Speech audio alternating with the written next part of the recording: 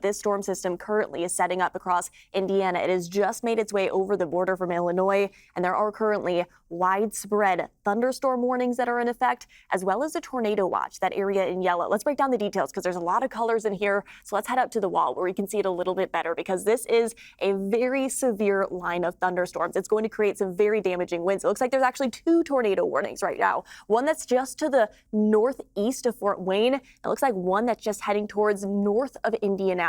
Again, this is near where my sister lives, this area in red. If you live here, it looks like there is a very distinct hook echo. It looks like there is likely at least a funnel cloud, if not a tornado. Please get inside.